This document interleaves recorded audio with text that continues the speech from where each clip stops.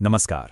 कभी सोचा है कि किसी समुदाय की पहचान का ताना बाना उसके भूगोल और इतिहास से कितना गहरा जुड़ा हो सकता है?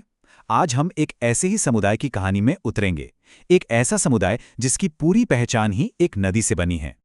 तो सवाल सीधा सा है, क्या एक नदी में इतनी ताकत हो सकती है कि वो एक पूरे समुदाय की पहचान बना दे? चलिए आज की पड़ताल में इसी दिलचस्प सवाल का जवाब ढूंढते हैं। अच्छा, इस समुदाय को समझने की जो चाबी है ना, वो कहीं और नहीं बल्कि इसके नाम में ही छुपी है। तो सबसे पहले आइए इसी नाम के मतलब को खोलते हैं। देखिए, शब्द है सरयू पारीण। अगर इसे तोड़ें तो दो हिस्से निकलते हैं। एक है सरयू, जो कि एक जानी मानी पवित्र नदी है, और दूसरा है पार, जिसका मतलब होता है अक्रॉस, या कहिए दूसरी तरफ। तो मतलब एकदम साफ हो जाता है ना, सरयू पारीण यानी वो ब्राह्मण जो सरयू नदी के पूर्वी किनारे, मतलब कि उस पार जाकर बस गए।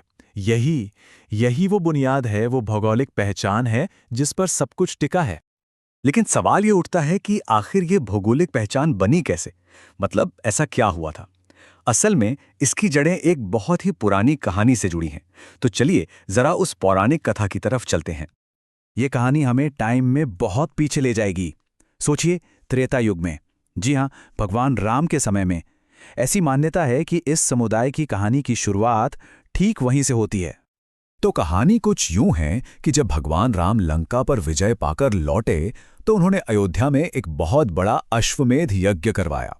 अब इतने बड़े यज्ञ के लिए उन्होंने पूरे देश से बड़े बड़े विद्वान ब्राह्मणों को बुलाया।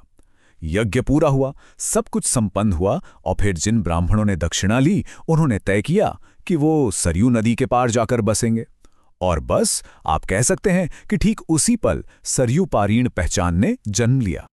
यहां एक बहुत जरूरी बात समझने वाली है। ये जो ब्राह्मण थे, ये कोई बिल्कुल नया समूह नहीं था। नहीं, असल में ये सभी कन्याकुब्ज ब्राह्मण ही थे।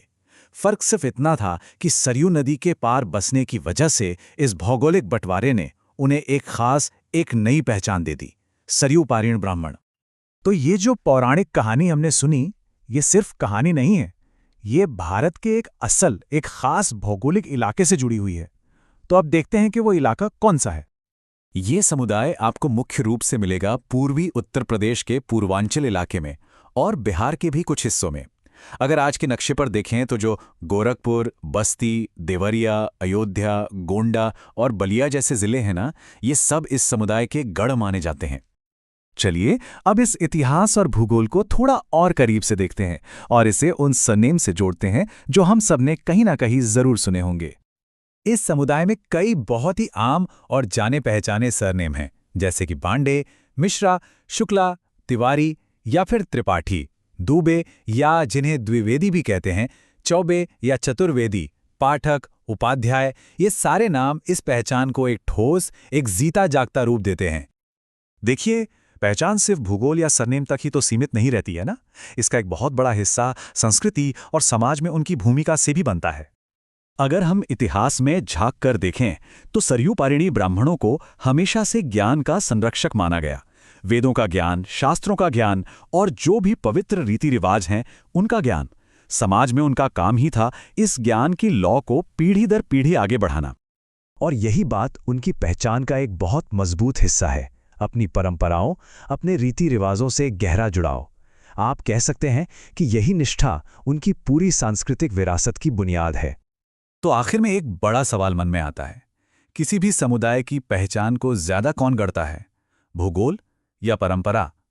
सरयू पारीण ब्राह्मणों की कहानी को देखें तो लगता है कि यहाँ तो ये दोनों चीजें एक दूसरे में इस तरह गुथी हुई हैं कि उन्हें अलग किया ही नहीं जा सकता।